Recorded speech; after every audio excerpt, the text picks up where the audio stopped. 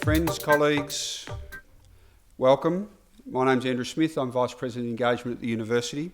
Can I just ask before we begin, because tonight's function is being videotaped and recorded, that people check that your electronic devices are turned off? And can I just let you know, please, that the exits, if we need them, are at the front here where you came in and at the back of the room.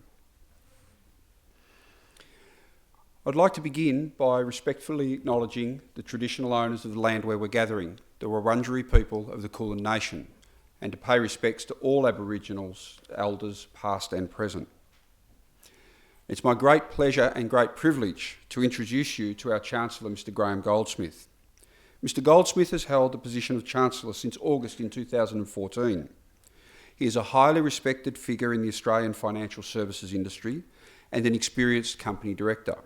He's also a community leader with a deep commitment to education. Having studied at Swinburne Institute of Technology, as it was then, Mr. Goldsmith graduated with a Bachelor of Business of Accounting in 1983.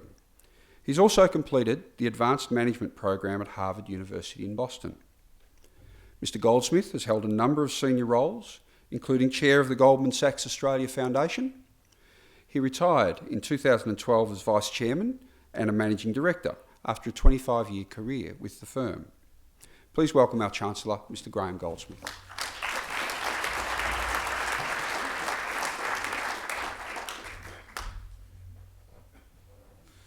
Thank you very much, Andrew.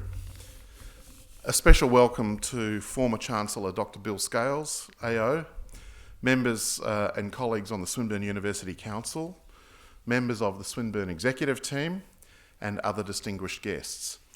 It is certainly a great pleasure to host the first Chancellor's Lecture of my tenure as Chancellor. To begin this evening's formalities, I would like to, as Andrew has done, respectfully acknowledge the traditional owners of the land on which we're meeting, the Wurundjeri people of the Kulin Nation. I also pay respects to all Aboriginal elders past and present who have resided in the area and been an integral part in the history of this region. I'm pleased to see so many of you in attendance here in our new Advanced Manufacturing and Design Centre, and I'm sure you'll find tonight's lecture very informative. The Chancellor's Lecture Series began in 2009 as a program for Swinburne alumni, friends, and past and current staff to hear from prominent experts focused on important issues for the 21st century. Speakers over the years have included Jennifer Westacott, Chief Executive of the Business Council of Australia, who spoke about redefining vocational learning in the global economy, Justice Ian Ross, AO, on institutional accountability and the concept of public value, Innes Willocks, the CEO of the Australian Industry Group, on the place of industry in 21st century Australia, Dr. Ziggy Switkowski, AO, on nuclear energy, Swinburne alumnus Sonny Tilders of Walking with Dinosaurs fame, and Margaret Simmons, Jonathan Green and Steve Harris on journalism in the digital age. And tonight we are joined by Dr. Megan Clark, AC. Dr. Clark is a non-executive director of Rio Tinto. She's also on the Advisory Council for the Bank of America Merrill Lynch and is a member of the Monash University Council. She was the CEO of CSIRO and that organisation's first female chief executive from 2009 until 2014 and has been a member of the Prime Minister's Science, Engineering and Innovation Council.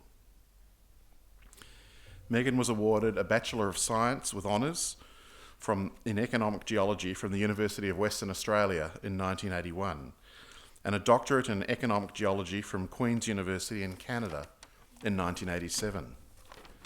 She began her career as a mine geologist and subsequently worked in mineral exploration, R&D management, venture capital, and technical strategy with Western Mining Corporation.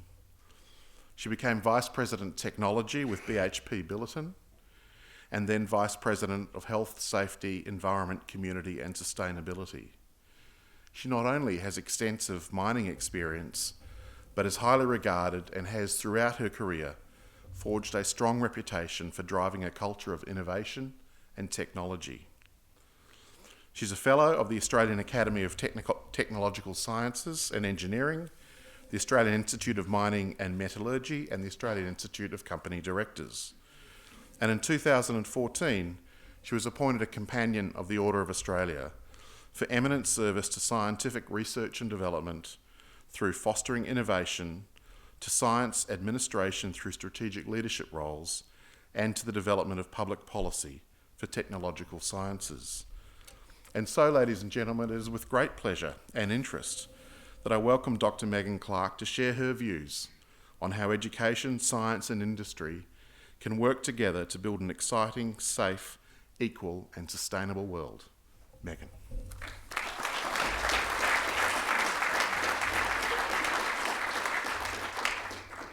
Thank you, Chancellor. I think that was almost as long as my speech, so next time you can shorten it. I'm just a West Coast Eagles supporter. So Chancellor, Vice-Chancellor, also Susan Just, the Principal of Lauriston Girls' School. It's nice to have the girls here from Wrighton as well as MLC in the audience. Dr. Leonie Walsh, the scientist for the Victorian Government, Judith Kinnear, and also Dr. Bill Scales, AO, members of the Council, and friends, guests and distinguished guests here tonight. I also would like to respectfully acknowledge the Wurundjeri people of the Kulin Nation and their elders past and present. It is an honour to be here for the Chancellor's lecture, and thank you for that invitation. It's also been a privilege to work alongside Vice-Chancellor Linda Christensen on a number of occasions, and also to consider her as a friend. While I was at CSIRO, I also had the privilege of observing firsthand the partnership that CSIRO had with Swinburne in a number of very important projects. Firstly, CSIRO was partnering with Mingu's group, Professor Mingu's group, and with Stanford as well, in a really important project in solar energy. When you produce electricity from solar cells, they don't operate so very well when you get to much higher temperatures. And that team was taking the fantastic nanotechnology from Swinburne, putting it together as a team, and a really bold goal to produce and be able to manufacture much cheaper cells that can handle higher temperatures. Swinburne also has got a very long-standing partnership with the CSIRO Parkes radio telescope and through Matthew Bales's group, and everything from the movie that you see when you go to Parkes being produced by Swinburne, right through to some of the most amazing research that's being done on pulsars, and also those mysterious fast radio bursts, and I'm still not sure whether they really are real, but I'm sure Matthew Bale's team knows that. And we've even worked together on the process of commercialisation. How do we progress this as a country that definitely needs to do this a lot better with Dean Usher? And I know that Professor Sperling, who's here tonight, has been behind that connection, and it's great to have one of my past board members here as well. And as a mother of a Swinburne graduate, I also have fond memories of trying to find a car park at the Prahran campus.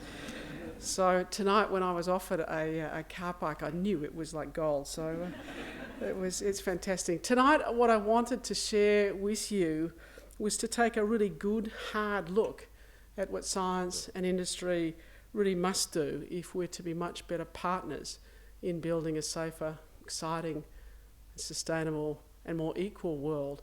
I'm not an expert on universities. I've lived all of my life at that interface between science and technology and industry, but I will make a few comments at the end on universities, and given that I'm certainly no expert, you can ignore most of those. I truly believe it will be a very fascinating and exciting world, but I think we need to understand more of just how disruptive it's going to be, and mainly because the pace of change is accelerating. It feels like it's accelerating, but it really is accelerating. And you only need to look at a couple of the areas in technology that are driven by data to actually see how fast that is. And I have no question that Swinburne will be very much part of that fascinating and exciting new world. We see the cost of the genome keeps falling. It just keeps falling faster than Moore's law. And what does that mean? It now means that we won't just understand our own genetics, something we've been talking about for decades, but we will understand the millions of microbes that live on us and within us and how they work.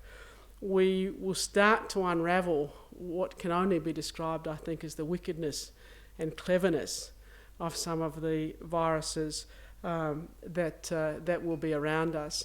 It's quite sobering to think that the students here tonight, for their generation, the viruses that have the potential to kill them will come from animals, whereas for our generation and our parents' generation, they came from each other. And so there's a whole new world out there. In astronomy, and Swinburne has such a large place in the world of astronomy globally, there is the new Square Kilometre Array, the Pathfinder project that in Western Australia will have the 36 antenna to kind of listen, and it will listen to the faintest whispers that will come from the very beginning of our universe. And it will be able to detect the galaxies even before they started to shine light. And how will it know that they're there? How will the scientists know? And they'll just know by the way those galaxies are tearing and have moved the fabric, if you like, of space and emitted radio waves. It will push us back to our own history further than we have ever seen before. Swinburne has earned the right to design the pulsar timing signal processor that will go into the SKA, and that is no small feat. I don't know if you remember, but I remember as a kid when you would lay on the beach and you would look up at the stars, and two things that would always happen. When I was a kid, we used to sort of go, the first one to spot a satellite. Well, that would actually take a while when I was a kid, but now I think it takes about 5 microseconds. But you felt two things. You felt small and you felt really humble. And I know that what we will learn from the Square Kilometre Array antenna, where we will go back in history, will again, I think, make us feel small and humble. And quite frankly, as a species, I think we need to feel a bit more small and humble again. Both of these areas, genetics and astronomy, are very data rich, and they are showing the way forward. They are showing what will happen across all of our areas of science and technology as we see this acceleration in the way we handle data and the acceleration in the way things are changing. So that's why I chose those two areas. I always said to my team, if you want to see the future, just go talk to the astronomers and the geneticists, because they really are seeing the future right now. You only have to look at the work of Professor Mingu from this university to see what he's doing in optical data storage, in the use of optics for imaging to see a little window, I think, on the future. But the pace of change is also accelerating for a couple of other reasons. We're now connected at the speed of light. It's accelerating because we work globally and we're learning how to do that more and more. And it's also being underpinned by this data-driven science and Moore's law. This acceleration is also incredibly disruptive to business, and I can tell you, you're feeling it more and more every day. The market cap of US technology and biotechnology companies now exceeds that of all companies in emerging markets and all the companies in the Eurozone. And I don't think people have really realised that. In the US, the number of industrial robots is up some 72%, and the number of jobs in the manufacturing sector is down 16%. What's really extraordinary is sometimes when people think of the jobs that will be lost by this disruption, they often think of the jobs at this lowest level. I can tell you what's being taken out is the management layer. direct information directly to the people who need it to be able to manufacture and make the things that they need to make. So it's probably even more scary. I was recently in the Pilbara with Rio Tinto, and I got to see how every single aspect of the operation, from the mining, the processing, the drilling, all the way through to the port, is now controlled out of the control room in Perth. It is stunning to absolutely see that. And of course now more driverless trucks in the Pilbara than you would see any driverless vehicle anywhere else in the world, such as California. And I know they gloat, I read the paper and someone's, one driverless vehicle on a highway in Germany, and I think we've got, tens of them up in the Pilbara. And this is something that was pretty special to me. I could have absolutely sat there all day and watched these trucks, particularly when two driverless trucks came and arrived at the same point, and they actually had to have a conversation as to who would go first. It was fascinating because it was all going on in software. I'm here, yes, I'm here at the same time. Who's got priority? I'm not sure. Let's go check. I've got priority over you. And then the other truck just literally backed off, and I thought that would have probably been a dust-up if there'd been two humans. So, and what's really impressive as well is next year we will have the first autonomous rail in the Pilbara, and that will actually be the largest robots on Earth. And I don't think anyone would have guessed the largest robots on Earth would have been from Australia. So, a big change. There's a lot of conventional wisdom out there, even in expert circles, that robots are very good at doing the things that humans have only had to do for the last few hundred years, like simultaneous equations, like solving for complex mathematics, handling data, etc. But robots struggle to do the things that humans and animals have taken millions of years to evolve to do. Well, that's now blown completely out of the water, that conventional wisdom. If you go and have a look at what Boston Dynamics is doing, just have a quick look on the web and look up something called Big Dog. Boston Dynamics is producing robots that can mimic a dog, a horse, and it can run at 4 miles an hour, it can climb up 35 degrees, it can handle rough terrain.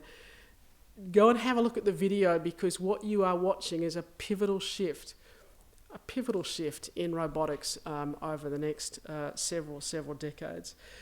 Technology's also allowed us to have this hyper-connected world. And I was fascinated to read about the level of connection. So when I grew up, there was a famous study saying that we had 6 degrees of separation, so that any single person, if you had 6 contacts, you could kind of connect with anyone else in the world. Well, a recent study a few years ago, but with Facebook, looked at some 90 billion friendships, and those degrees of separation have now come down to less than 4, so just over 3. So that there are only 3 or 4 connections between any one of us and any other person in the world. Now, if it's the Vice-Chancellor, it's probably 1, especially if she needs something. But right now we see the leaders and their teams, the teams more now in Paris, with this connection. We have never in our history had a lesser capacity to work together as a world. And that's a paradox that the next generation must solve. They must take that connection that this generation has created and use it for something better than sharing cat videos and really work out how we actually solve some of these big problems. According to Cisco, no one would have predicted this, but now 2/3 of the mobile traffic is video, more of the cat videos. And over half of the internet traffic will originate from non-PCs, devices, sensors, etc. coming up. That world is kind of already here, and we're starting to feel it. So if we look to the future, I think there's also some really exciting things that will happen, and I'm really excited about the new opportunities that will derive for this country coming out of the new factories of the future, which we just spent some time with some of the students from Wrighton and MLC. I look forward to those successes because we separated design from manufacturing. We did that way back in the Industrial Revolution. But once you separate design from manufacturing, you actually then can open up the creativity of design, and I think we'll see some extraordinary things come out of Swinburne in that area. I'm also really excited about new materials and composites, but I have to tell you I've had some dreadful scars in my career, and I've learnt that it can take 20 years for really good materials to make it into markets when that material is on every measure better than what already exists. So I've certainly got a few scars. What we have seen is the sporting market. If I want to see what the new materials coming out, I don't go to the latest tech show. I go to a camping store and I go to a sporting store, because both of those markets really adopt new materials, and then I get to see what's coming. I haven't seen too many of the silver threaded socks lately, but they were pretty big in their day. I also think that we've had some really awful letdowns. There'd be many of you in the audience that remember the hype around buckyballs. Do you remember that? You know, what a letdown. So let's hope graphene has a little bit better run, but you've got to be quite suspicious, I think, in some of the material areas, but I still get hugely excited. I think polymers have a huge way to run, and we've really only started the development of those, and I see some really exciting work. I'm hugely intrigued by the work that Matthew Hills is doing with CSIRO out at Clayton, where he and his team are looking at metal organic frameworks that can store large amounts of gases. I think that's an extraordinary area that will be in the news over the next few decades. We desperately need, this is probably for the students more than anyone else in the audience, we desperately need a battery breakthrough. And we saw the hype, we saw the market respond to the announcement by Tesla that they had, the sort of wall battery, but actually it was just a bunch of lithium batteries. It really wasn't a big breakthrough. What it demonstrated was that the market is there. It demonstrated that the market was hungry for that, and that was still incredibly important because they could test that market. We are decades behind on this. If you go back to any predictions that were in the 10, 20, 30 years ago, they said by 2015 we would have completely solved the storage issue for renewable energy. We haven't, and it is a huge area that needs and absolutely demands a lot of attention. I do have a word of caution for this country. Australia must not get behind in our R&D. Most of our competitors in both the developed and the developing world are investing in their innovation and R&D at a greater rate than their GDP growth. We are not, and if you do that, you run the risk of falling dreadfully behind. We're all desperately awaiting the Prime Minister's announcement on innovation, and that will certainly be coming soon, and I think we're seeing certainly the change of sentiment is very welcome. But it's very important. You can tweak all you like at the edges, but if the fundamental investment is not at the level or rate of growth that it demands and that it should have, then you really will fall behind. Even in slow growth environments that we're in now, I do work with players in the resource industry. You see capital investment is reduced, but every player knows that if you reduce capital investment for too long, you will fall behind in your growth pipeline, and so we cannot do that as a country. So I think in the future, the fascinating and exciting, I think we got it covered. I'm very optimistic that the world that our students will inherit will be absolutely fascinating and exciting, and Swinburne will have a place in that. But there's a lot more, and for all this opportunity, there's an awful lot of inequality out there in the world. Half the world's people still live on less than $2 a day.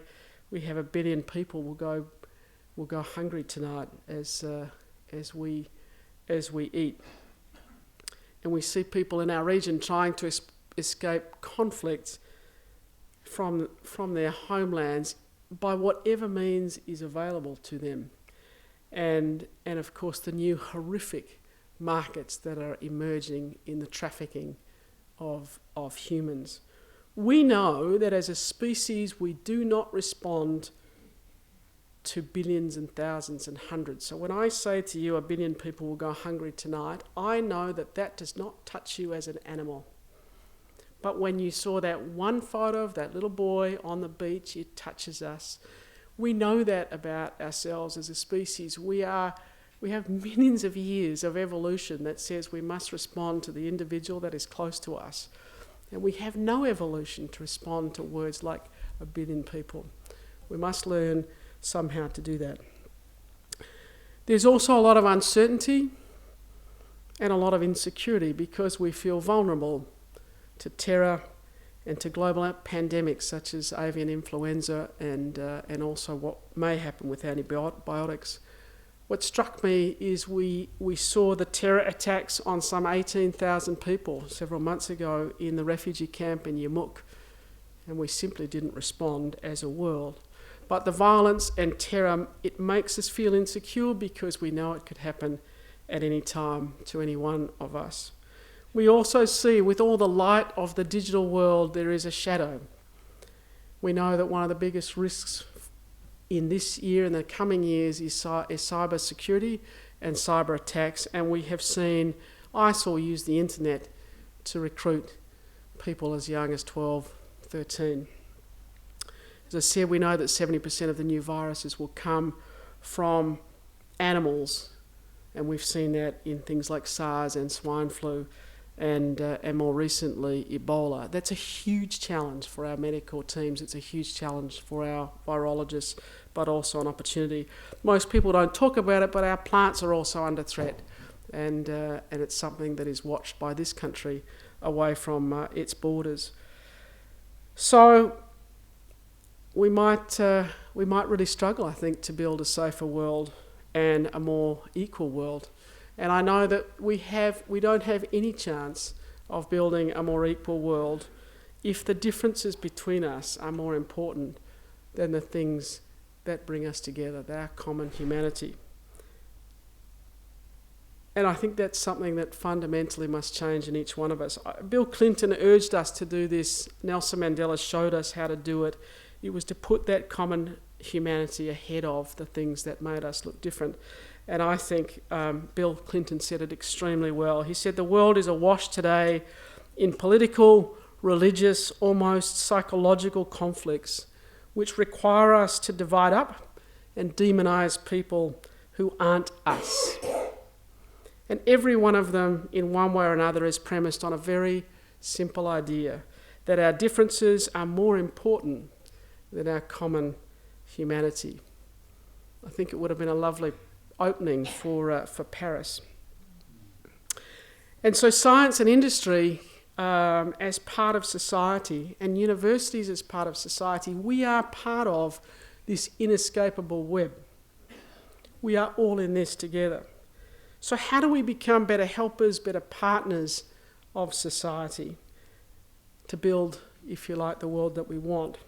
I think we really must see that common humanity as more important than our differences. I look at Australia and I absolutely despair when I hear someone talk about our Indigenous history and our Australian history. It really makes me feel sad, actually. Until we see that all of the 40 to 60,000 years of human history in this country is our history, then how on earth are we going to move forward in a common future?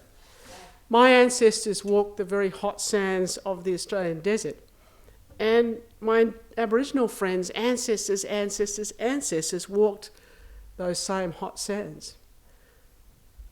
I want to understand their experiences, I want to understand their culture, I want us to understand their language and their history, because it's my history. And I believe we really can't grow as a nation. We just can't grow up as a nation until we see the whole of that nation's history and human culture as one, and each one of us is a proud Australian and seeks to understand it. So I think it's going to be a bit of a roller coaster, I have to say, of excitement. I think it's going to be dreadfully difficult to build a safer world and a more secure world, but I think the biggest challenge that sits in front of us is actually the opportunities and the challenges for science and industry that society will demand of us to step up and take a much stronger role in building a sustainable and more equal world. Right now we know it's unsustainable. We know that because we need more resources for more people for less cost. We know it's unsustainable because of what we are putting into this incredibly thin atmosphere that sits around us. We look up and it looks endless, but it's just a thin skin of some 80 kilometres. It's not much at all. And we know that what we are doing is changing our climate and it's changing the air we breathe. And today in China, parents did not send their children to school because of what we are putting into the air. We know in this country that when and where our rain is falling has already changed and will continue to change. We know that 1 billion people, I know it's a big number, but this time I know you're going to take notice of it, 1 billion people won't get a clean glass of water tomorrow, and soon another 1 billion will be in areas where fresh water is at risk. So there's some incredibly powerful forces at work that I think are putting a rocket under this issue for industry. And firstly, society now expects the role of the corporation to move from just being a vehicle to support, to take your savings and provide you with shareholder return and financial return on those savings, which is what the corporation was set up to do. Society is now demanding that industry be much more of a moral agent of change in our society. But what does that actually mean when you strip that down? What does that mean for a corporation? It means that the role of an industry or a corporation will change and will be demanded by society to change. It will be challenged to deliver on the real issues of sustainable development for the planet, not just the issues that are isolated into the industry. I think secondly, the other issue that is putting a rocket under this for industry is the voice of the community. It's probably putting a rocket under it for all of us. Before, we had comments that came from the community that could be attributed to a small part of the community and in some ways ignored. But that's no longer the case. The internet is building and allowing that incredibly strong voice of the community, and this communication is happening at the speed of light. Not just for industry, but for science, for universities, for all of us. So responding and being proactive in that communication requires cultural shifts. It requires shifts, if you like, of your operating system, and it requires a serious upgrade. Some of the best examples that I have seen during one of the Deutsche Bank's AGMs, I was talking to the Deutsche Bank team. When you're in an annual general meeting, of course, all your communication team is in there. It's all kind of locked in and everyone's in there talking to the shareholders. One of the questions that came from the floor over and over and over again to the chairman was about the Great Barrier Reef. And at some point, the chairman said, "Look, I think we've dealt with this issue. We will do what we need to do in the Great Barrier Reef." They took part of that sentence, and of course while that entire team was locked in the AGM for maybe another 40 minutes, they went out into the media and made a statement that here's what the chairman of Deutsche Bank said. By the time that team had walked out of that AGM and realised what had happened, the first 20 minutes of that communication was all over the world. That's the reality of what we're living in. I saw that in the other way. Saro had a project where our team put a backpack on bee and sensors on insects, and this one image of a little bee with a backpack on went round the world in 24 hours to just under a couple of billion people. There's only 7 billion people in the world, and in less than 24 hours they'd seen, heard, tweeted, retweeted, whatever the words are, this image of a bee with a backpack. I'm thinking, thank Christ it was good news. Because what would you have done? So that is the world that we live in this very powerful force. Even if corporations ignore that, you cannot ignore risk. Corporations are set up to manage risk, originally to manage that financial risk of your savings. So even if you look at the risk profiles under which industry must operate, these risks are now no longer confined to the industry, they're no longer confined to the sector. They are about the real risks that operate on a global scale, and they cannot be ignored. ignored. These risks extend to climate, they extend to the supply chain, they extend to who is using the product and how it's used. We were just hearing about that earlier today, in that right now in the factories of the future, the team is already looking at the waste and saying, how do we design that out right from the beginning? That is absolutely brilliant. If you think it's only peripheral, I work for and help with the Bank of America here in Australia, and recently the Bank of America, which has over $1 trillion of savings that it looks after, announced that globally it would reduce its credit exposure to coal due to the shifting market dynamics, and it would increase its exposure to renewables. That's a big player in the system. Unilever as well has also said that as one of the biggest users of palm oil, it will commit to zero deforestation in its value chain. That's a big commitment. I think everyone's watching to see how it will do that. So not only is the basis upon which corporations and industry have been established as being challenged, but that basis is no longer sufficient to protect them. And we'll see that. The risks that will come at them will need to be addressed. And it's certainly no longer it's no longer sufficient to achieve a sustainable global environment. These same drivers exist in the world of science. Science and technology created the internet, which now connect us.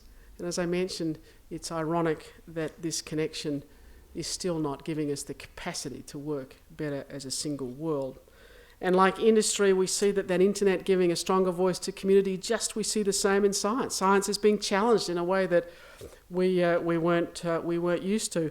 I think that challenge is really important, because what I absolutely know is that you cannot make huge shifts in society. You cannot change things without a major phase of challenge, and so you need to embrace the challenge if you're going to get through to the next thing. I think we're just starting to see the start of that with Paris. You think of the challenge we've been through, and now we move through that challenge into what are we going to do about it. Science is, as well, as I said, being asked to extend its role. There are now real risks that we have not set sustainable limits to the growth of our species. And science is being asked to step up and answer what are those limits and how on earth do we address them. But they're complex. These are interconnected issues, the issues of water, the issues of climate change, the issues of energy future, the issues of our economies remaining strong, stable food supply, staying healthy.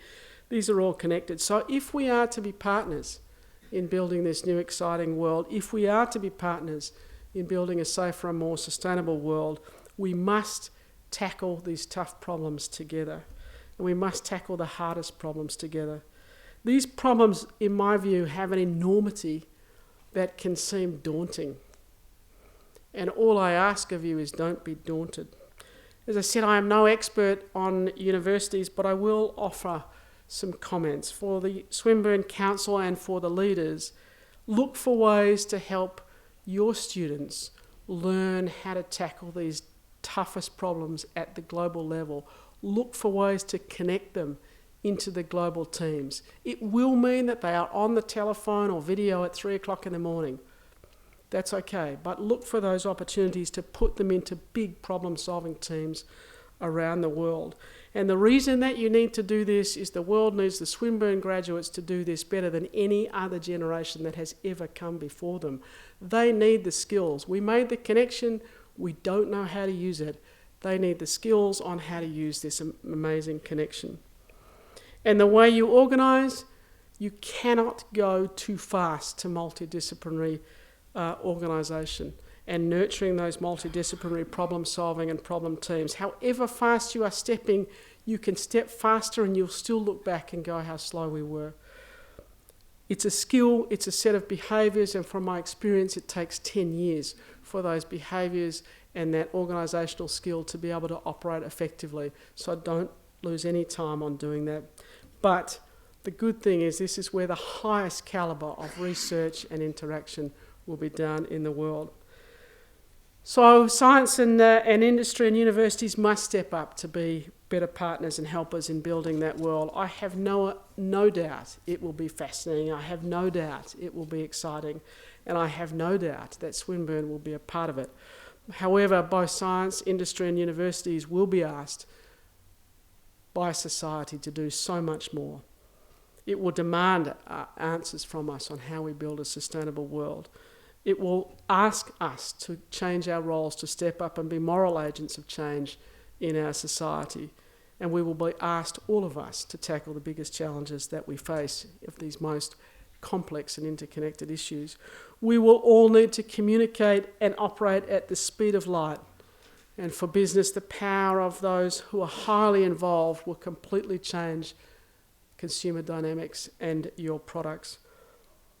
We also need to show much greater transparency and get used to having our views challenged. Collaboration, I have no doubt, will be turbocharged, and if you can't play in the global game, you will fall behind. Swinburne must move very, very fast at developing and nurturing those capabilities in its students to be able to do what we have never been able to do in the past. Thank you very much.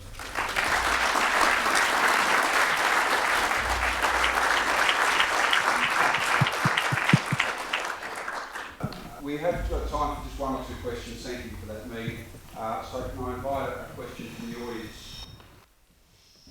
Dr. Megan, are you saying that universities should get back to perhaps what they were originally, being multidisciplinarian? So one student is across many disciplines rather than being focused on just the one discipline? It's a really good question. I think it's more in how you operate. To be functional in a highly a multidisciplinary team, you actually need to know your stuff. And there is nothing that can substitute for that. So university does need to train people in the things that they need to know. That makes them most valuable when they're on the phone at 2 o'clock in the morning. And I've done those with things like the World Economic Forum. So you can't get away from the depth of training. But then it's how do you create the opportunities to use that in a way? How do you get used to those behaviours of how you work in those teams? How do you get used to the uncertainty in those big teams? There's a whole stack of behaviour and operational skills to then be successful and have an outcome. And so it's a combination, I think, of both of those. And I'm certainly not an expert in universities, so I wouldn't even hazard to offer the solutions on some of that. But I know both of those are important.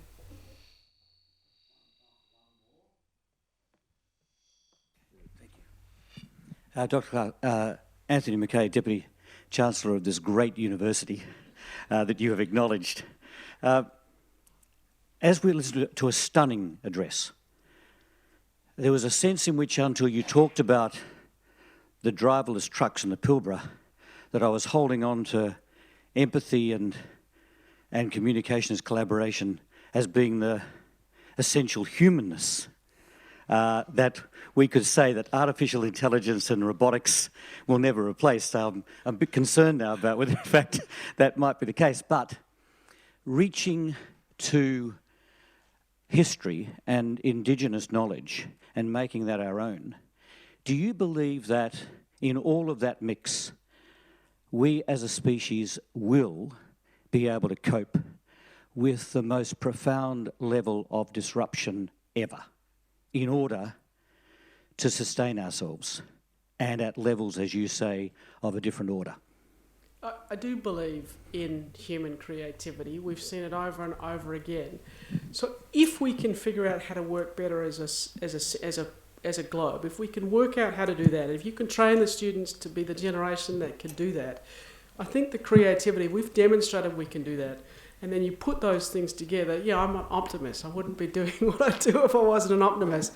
I actually do think we can do that. Will we do it in time?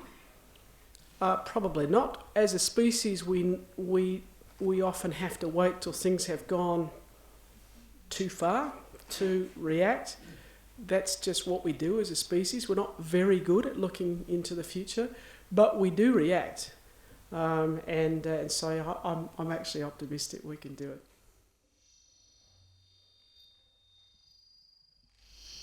I'd now like to invite our Chancellor, Mr. Graham Goldsmith, to come and offer a vote of thanks. Thank you.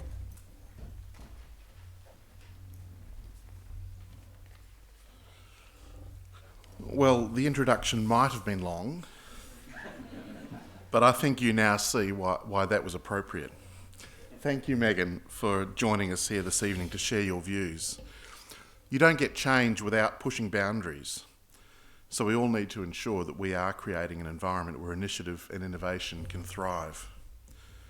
Swinburne does participate actively in world-class scientific research and education and takes pride in its strong connections with industry as it does seek real-world applications for its discoveries.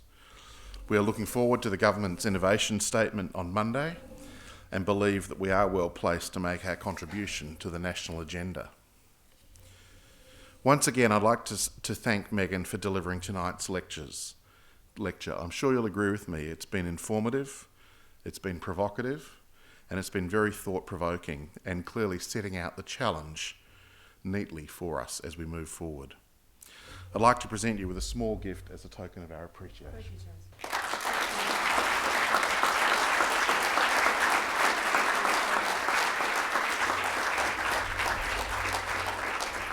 And now I invite our Vice-Chancellor and President, Professor Linda Christensen, to make some closing comments for the evening. Thank you. Thank you very much, Andrew. On behalf of Swinburne University of Technology and everyone here, it's my privilege to extend a very sincere thank you to you, Megan, for taking the time to share with us your perspectives and your wisdom and your honesty tonight. It was really comprehensive, very dense, and I know many people will be wanting a copy so that we can reread it, highlight it, and really digest all that was in there, because you really put so much thought and so much perspective into it. This is the second time that Megan has honoured us with her insights. In March, she spoke at our International Women's Day event at Hawthorne Centre, and I really appreciate the time she gives us. I know that we've all benefited from her views and appreciate the way in which she generously shares her knowledge and her experiences. At Swinburne, we're doing our part in a small way to try and contribute to build an exciting, to build a safe, to build a more equal, and I hope a more sustainable world through a combination of high quality, interdisciplinary education that we will accelerate, through active, genuine industry connections, through our commitment to serving our community as a public institution. That is what we're here to do, and our investment in research and innovation. Since 1907, when George and Ethel Swinburne made the initial donation of £2,000 to create Swinburne Technical College, Swinburne has been an institution built around giving and creating opportunities for others. More than 100 years later, Swinburne and our alumni, students, staff and friends still are committed to giving. From annual gifts that make an immediate impact to endowed gifts that last for generations, all contributions facilitate positive change. A donation can lead to an important scientific discovery, solve a critical social problem, or help develop a future leader. The possibilities are endless. Your financial support can help us do what Swinburne does best, produce career-ready graduates with the skills and knowledge to really make an impact in the world. Every gift is valuable, and I thank everyone who is helping Swinburne to make a difference in this way. Last year, contributions to our annual appeal made an impact on the lives of many. We were able to offer more than 150 students scholarships and awards, and that helped them to ease their anxiety over some of their expenses and focus on their learning. We were also able to contribute to valuable innovative research programs happening here at Swinburne. So thank you again for your continued support that allows us to accomplish great things.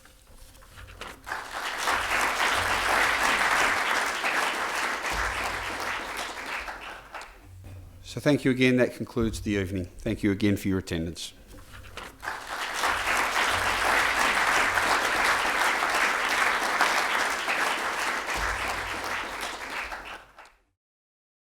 This has been a Swinburne production.